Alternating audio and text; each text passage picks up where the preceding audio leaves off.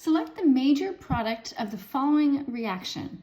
So our starting material contains two ketones. So you'd say this is a diketone. And we're treating this with aqueous base, and then we're heating it up with acid. So what these are conditions for is an intramolecular aldol condensation reaction.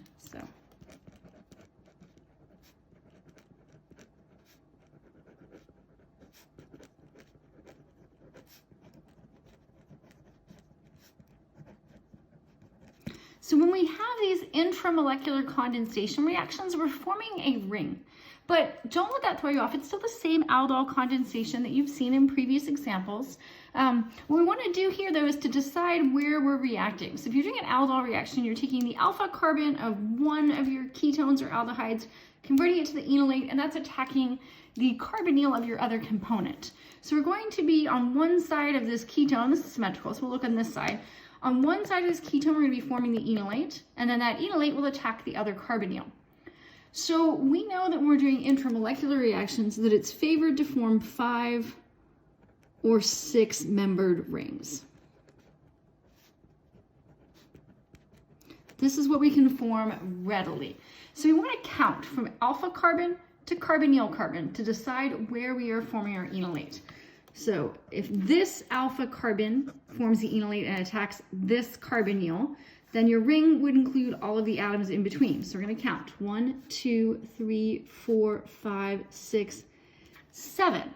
So that doesn't seem likely. So we're probably not forming the enolate here. So we can count from the other side of the carbonyl.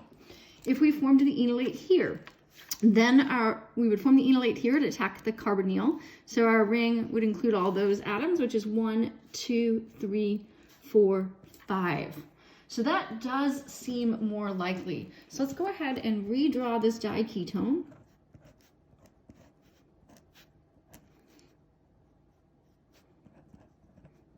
Okay, and we said that we're going to form the 5-membered ring, right? 5 and 6-membered rings are what are formed the most readily. So that means we're going to convert a little bit of our ketone here to this enolate. And then we can have this enolate attack the carbonyl. And I'm going to go ahead and put the numbers back on here because we're going to use these to keep track of where things are. So in doing this, we're forming that 5-membered ring. So I'm going to start by drawing a 5-membered ring. And I'm going to put some numbers on the ring.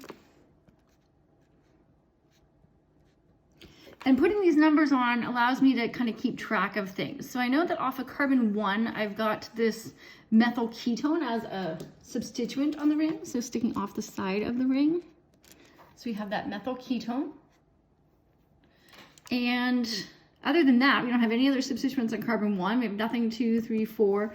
Carbon 5 is where you had this other carbonyl, so you still have a single bond oxygen and you still have a methyl group.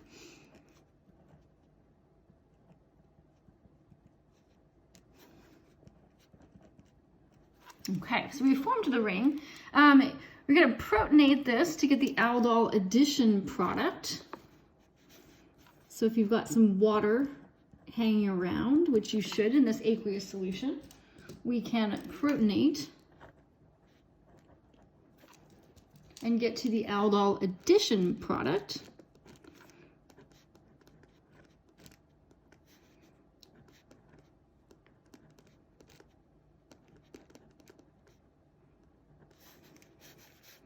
So this is the aldol addition product.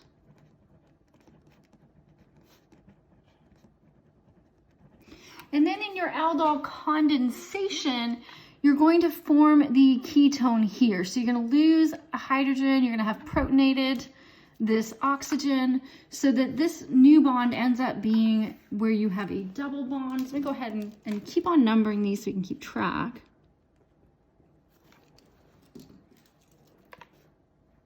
So this is eventually going to lose water, right? So you're going to protonate this, and then you're going to have like kind of an E2 elimination to give you a double bond between 1 and 5. So let's go ahead and draw that. So there's our carbon 1 with the methyl ketone. We're still going to have a methyl group here, but we will have lost that hydroxyl group in that elimination. So we should have that double bond.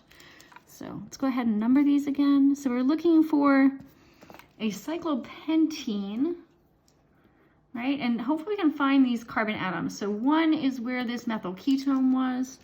The double bond is your new bond. So if we're going to count, we want to count around this way. 2, 3, 4, 5. And we can see that these structures match.